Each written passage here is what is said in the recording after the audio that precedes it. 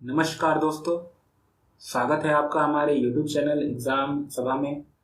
और आज के हम इस वीडियो में बात करने वाले हैं इंटरनेशनल मॉनेटरी फंड के बारे में, जिसको शॉर्ट में IMF भी बोलते हैं। तो मैं आपको बताना चाहता हूं कि यह हमारा चैनल एग्ज़ाम सभा, जहां पर आपको हर तरह के गवर्नमेंट एग्ज़ाम से रिलेटेड वीडियोस मिल जाएंगे। उसके साथ ही साथ अगर आप इसी तरह के और वीडियोस को देखना चाहते हैं तो जो हमारा डिस्क्रिप्शन बॉक्स है उसमें जो लिंक दी गई है उस पर क्लिक करके आप हमारे दूसरे वीडियोस को देख पाएंगे। तो चलिए स्टार्ट करते हैं आज का वीडियो। तो यहाँ पे मेरे बारे में कुछ बेसिक इन्फॉर्मेशन दी गई है। तो आज के वीडियो में हम बात करेंगे कि IMF क्या है, और ये जो है हमारा जो नेशनल इंटरनेशनल जो ऑर्गेनाइजेशन है उसकी एक प्लेलिस्ट अवेलेबल है, उसी का एक पार्ट है। तो अगर आपको इसी तरह के और वीडियोस को देखने आए तो आप उस प्लेलिस्ट को देख पाएंगे हमारे चैनल एग्जाम सभा को विजिट करके। तो चलिए स्टार्ट करते हैं आज का वीडियो। तो यहाँ पे जो है आपको इंटरनेशनल मॉनेटरी फंड का लोगो दिया गया है। जैसा कि आप देख सकते हैं यहाँ पे आपको दो अर्थ जो है एक दूसरे को इंटरसेक्ट करती हुई दिखाई देंगी, जिसमें आपका एक में जो है अमेरिकन कॉन्टिनेंट है और दूसरे में आपका जो है यूरेशिया एंड अफ्रीका कॉन्टिनेंट है। तो पहले एक ब्रीफ इंट्रोडक्शन ले लेते हैं। The International Monetary Fund IMF is an organisation of 189 member countries. तो ये जो है आपका 189 मेंबर का एक कंट्रीज का एक ऑर्गेनाइजेशन है, और each of which has representation on the IMF executive board. तो इसका जो एक एग्जीक्यूटिव बोर्ड होता है IMF का, उसमें हर एक कंट्री का रिप्रेजेंटेशन है, यानी कि जितनी भी मेंबर कंट्रीज हैं उनका रिप्रेजेंटेशन आपको देखने को मिलेगा। और इनका जो रिप्रेजेंटेशन है एग्जीक्यूटिव बोर्ड में वो है in proportion to its financial importance, यानी कि कौन सी कंट्री कितना ज्यादा पैसा कंट्रीब्यूट कर रही है आपका IMF में, उसके अकॉर्डिंग जो है इनका रिप्रेजेंटेशन होता है। जैसे कि आपकी जो कंट्री ज्यादा पैसा कंट्रीब्यूट कर रही है उसका रिप्रेजेंटेशन ज्यादा होता है, और जो छोटी छोटी कंट्रीज हैं जो ज्यादा पैसा नहीं देती है उनका रिप्रेजेंटेशन कम है। तो ये जो है IMF का जो है कुछ इंपॉर्टेंट पॉइंट है जो आपको ध्यान में रखना है। So that the most powerful countries in the global economy have the most voting power. तो जो आपका अमेरिका है, US है, उसके पास सबसे ज्यादा वोटिंग पावर है, क्योंकि सबसे ज्यादा पैसा भी जो है वही देता है IMF में। The IMF also known as the fund was conceived at the UN conference in Bretton Woods, New Hampshire, United States in July 1944। तो 1944 में आपका एक ब्रिटेन वुड्स कॉन्फ्रेंस हुआ था न्यू हैम्पशायर, यूनाइटेड स्टेट्स में, और उसके थ्रू जो है IMF को बनाया गया था। और इसी कॉन्फ्रेंस के द्वारा एक और इंस्टीट्यूशन बनाया गया था जिसको हम वर्ल्ड बैंक कहते हैं, और उस पर अलग से वीडियो पहले से अवेलेबल है। The 44 countries at that conference sought to build a framework for economic cooperation to avoid a repetition of the competitive devaluation that had contributed to the Great Depression of 1930s। तो जैसा कि आप जानते हैं कि जो 1930 का जो दशक था उसमें एक ग्रेट डिप्रेशन आया था जो अमेरिका से स्टार्ट होकर पूरे दुनिया में फैल गया था, और उससे सारी कंट्रीज की इकोनॉमी बहुत बुरी तरह से हैम्पर हुई थी। तो इस तरह की जो कंडीशन है वो दोबारा ना आए, तो इसीलिए 44 कंट्रीज ने मिलकर ये कॉन्फ्रेंस को साइन किया था, और इसके आधार पर जो है IMF को बनाया गया था। इसके बाद आपका countries they are not eligible for membership in the International Bank for Reconstruction and Development unless they were member of IMF। तो जैसा कि आप जानते हैं कि जो आपका वर्ल्ड बैंक ग्रुप है उसमें आपका एक पार्ट है international Bank for Reconstruction and development. तो कोई भी कंट्री जो IMF की मेंबर नहीं है वो आपका वर्ल्ड बैंक के जो IBRD है उससे लोन नहीं ले सकती है, जो आपका रिकंस्ट्रक्शन एंड डेवलपमेंट के लिए लोन प्रोवाइड करती है वर्ल्ड बैंक। यानी कि जो वर्ल्ड बैंक लोन देती है बहुत ही कम इंटरेस्ट रेट पे, वो उन कंट्रीज को नहीं दिया जाता जो IMF की मेंबर नहीं है। तो अगर आपको वर्ल्ड बैंक के बारे में डिटेल में जानना है, वर्ल्ड बैंक क्या है, वर्ल्ड बैंक ग्रुप क्या है, तो इस पे एक अलग से वीडियो डिटेल में पहले से अवेलेबल है। वो आपको एग्जाम सभा की जो इंटरनेशनल ऑर्गेनाइजेशन नाम से प्लेलिस्ट है उसमें देखने को मिलेगा। तो IMF as per Bretton Woods agreement to encourage international financial corporation introduce system of convertible currencies at fixed exchange rate.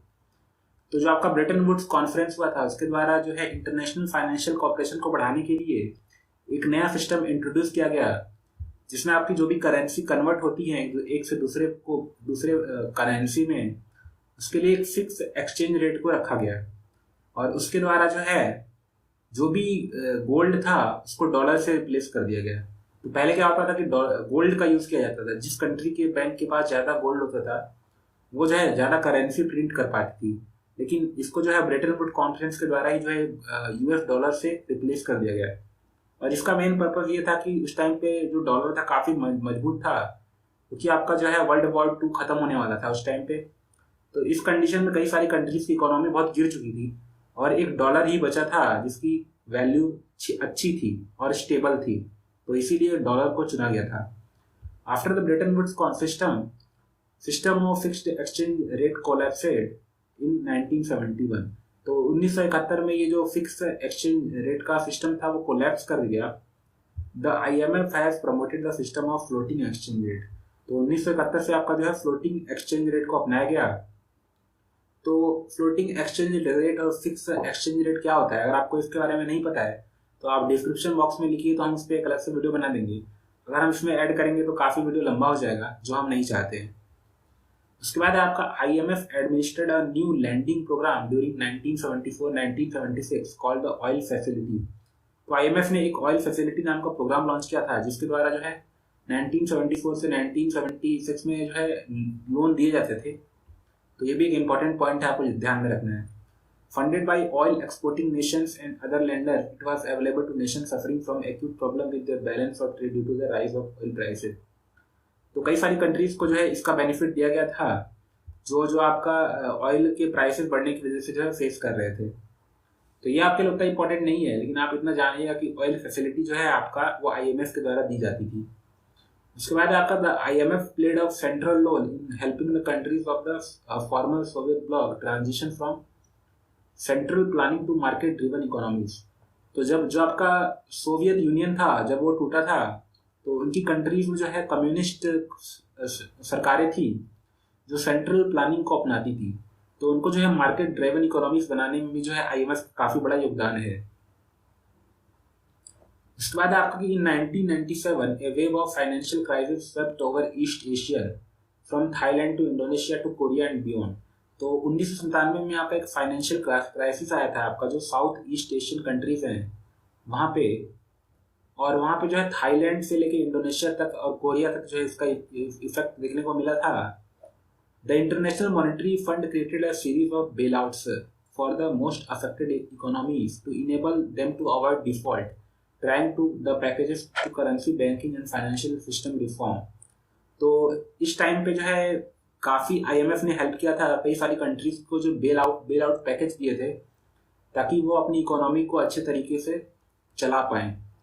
उसके बाद 2008 का जो इकोनॉमिक क्राइसिस आया था, ग्लोबल इकोनॉमिक क्राइसिस, उसमें भी IMF ने काफ़ी इंपॉर्टेंट रोल निभाया था।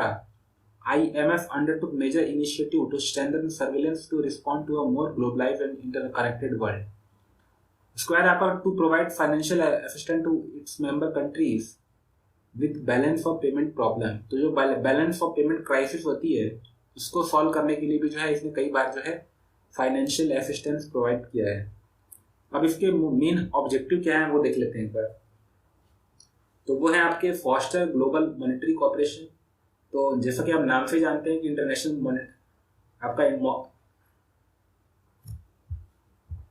जैसा कि आप जानते हैं कि नाम से ही इसका नाम है इंटरनेशनल मॉनेटरी फंड, तो ये ग्लोबल मॉनेटरी कोऑपरेशन के लिए काम करता है। इसके अलावा सिक्योर फाइनेंशियल स्टेबिलिटी, तो हर एक कंट्री जो इसकी मेंबर है उसकी फाइनेंशियल स्टेबिलिटी को सस्टेन करने के लिए काम करता है और कई बार जो है बेल आउट पैकेजेस को देता है। इसके अलावा फैसिलिटेड इंटरनेशनल ट्रेड, तो ये जो है ट्रेड को भी प्रमोट करता है, ये भी आपको ध्यान में रखना है। ऐसा नहीं है कि WTO जो है खाली ट्रेड को प्रमोट करता है, ये भी जो है काफ़ी एक बड़े लेवल पे जो है ट्रेड के लिए काम करता है। इसके अलावा promote high employment and sustainable economic growth, इसके लिए भी जो है काम करता है। इसके अलावा reduce poverty around the world, तो दुनिया भर में जो पॉवर्टी है उसको कम करने के लिए भी जो है IMF काम करता है। और मैंने आपको एक पॉइंट बताया था वीडियो के स्टार्टिंग में, जो कंट्रीज IMF की मेंबर नहीं है उनको जो है वर्ल्ड बैंक का जो IBRD है वो लोन नहीं देता है, ये भी आपको ध्यान में रखना है। उसके बाद इसका एक बोर्ड ऑफ गवर्नर्स होते हैं it consist of one governor and one alternate governor for each member country. Each member country appoints it's 2 governor. तो जो भी कंट्रीज इसकी मेंबर हैं वो 2 गवर्नर अपॉइंट करेंगी। एक गवर्नर जो एक्टिंग होगा और एक गवर्नर जो अल्टरनेट होगा, यानी कि अगर वो गवर्नर ना रहे तो दूसरा गवर्नर काम करेगा। तो हर एक कंट्री जो है 2 गवर्नर अपॉइंट करती है, और इस तरह से 189 अगर कंट्रीज हैं तो उसका डबल कर लीजिए, उतने गवर्नर यहाँ पे बोर्ड ऑफ गवर्नर में होते हैं। Board of governor is advised by 2 minister committees. तो 2 मिनिस्टर कमिटीज होती है, International Monetary and Financial Committee और डेवलपमेंट कमेटी। ये दोनों जो है बोर्ड ऑफ गवर्नर को जो है एडवाइस कर देती है। Board of Governor of IMF and the World Bank Group normally meet once a year during the IMF World Bank annual meeting to discuss the work on their respective institution। तो जो IMF और world bank group हैं उनकी meeting भी होती है हर साल, जिसको IMF world bank annual meeting बोलते हैं। और यहाँ पे ये जो है अपने जो इन्होंने वर्क किए हैं उनको डिस्कस करते हैं। इसके अलावा इसका एक एग्जीक्यूटिव बोर्ड होता है जिसमें 24 मेंबर होते हैं। It is 24 member executive board elected by the board of governor. तो ये जितने भी मेंबर होंगे बोर्ड ऑफ गवर्नर में वो एक एग्जीक्यूटिव बोर्ड बनाते हैं जिसमें 24 मेंबर होते हैं और इनको सेलेक्ट करते हैं। इसके अलावा IMF का एक मैनेजिंग डायरेक्टर होता है। तो जो आपका IMF का मैनेजिंग डायरेक्टर होता है वो चेयरमैन भी होता है। इसके अलावा वो IMF का जो एग्जीक्यूटिव बोर्ड है उसका भी चेयरमैन होता है, और जो IMF का स्टाफ होता है उसका भी हेड होता है। The MD is appointed by the executive board by voting और कंसेंसस। तो जो आपका MD है उसको एग्जीक्यूटिव बोर्ड अपॉइंट करता है बाय वोटिंग और बाय कंसेंसस। तो आपका जो बोर्ड ऑफ गवर्नर है वो एग्जीक्यूटिव बोर्ड को अपॉइंट करता है और एग्जीक्यूटिव बोर्ड एक MD को अपॉइंट करता है। और अभी आपके MD कौन है ये आपको कमेंट बॉक्स में बताना है, और वो किस कंट्री से हैं ये भी आपको बताना है। तो ये आपके लिए क्वेश्चन है। तो आज के वीडियो में इतना ही, हमने डिटेल में जाना। तो थोड़ा सा इसमें रह गया, उसको भी देख लेते हैं एक बार कि स्पेशल ड्राइंग राइट्स क्या होते हैं, HDR क्या होते हैं। तो HDR is the IMF unit of account and not a currency. तो आपका जो स्पेशल ड्राइंग राइट है वो IMF की जितनी भी जो भी पैसे आते हैं उसका एक यूनिट ऑफ अकाउंट है, और ये करेंसी नहीं है। आपको ध्यान रखना कि ये करेंसी नहीं है, ये केवल यूनिट ऑफ अकाउंट है। The currency value of HDR is determined by summing the values in US dollar based on the market exchange rate of a HDR basket of currency. तो जो आपका एक बास्केट ऑफ करेंसी होती है जिसमें different type की currencies को रखा जाता है, और उन करेंसीज को अगर हम डॉलर में कन्वर्ट कर दें और उसके आधार पे एक वैल्यू को निकालें तो उसको हम HDR बोलते हैं, जिसको स्पेशल ड्राइंग राइट बोलते हैं। और ये एक यूनिट ऑफ अकाउंट है, ये करेंसी नहीं है, ये आपको ध्यान रखना है। अब जिस बास्केट का यूज करके जो है HDR को बनाया जाता है उसमें कौन कौन सी करेंसीज होती है। तो पहला आपका US डॉलर, दूसरा है यूरो, तीसरा आपका जापानीज येन, फिर आपका पाउंड स्टर्लिंग, फिर आपका चाइनीज रेनमिनबी। और इसको जो है 2016 में इंक्लूड किया गया था। तो ये आपको ध्यान में रखना है, ये पांचों जो है आपके कौन कौन है। उसके अलावा है members voting power is related directly to their quotas, the amount of money they contribute to the institution. तो उनका जो वोटिंग पावर है वो कितना पैसा देते हैं उसके आधार पर बनाया जाता है, जिसको कोटा बोलते हैं। तो यहाँ पे आप देख सकते हैं जो यूनाइटेड स्टेट है उसके पास सबसे ज्यादा कोटा है 17.46% का, इसीलिए उसका जो वोटिंग शेयर है वो भी जो है 16.52% है। बाकी कंट्रीज का आप देख सकते हैं, इंडिया का देख लीजिए कितना है 2.76 एंड 2.64। तो आज की वीडियो में इतना ही। अगर आपको इसी तरह के वीडियो पसंद आ रहा है तो लाइक कीजिए, शेयर कीजिए, और हमारे चैनल एग्जाम सभा को जो है सब्सक्राइब कर लीजिए। धन्यवाद।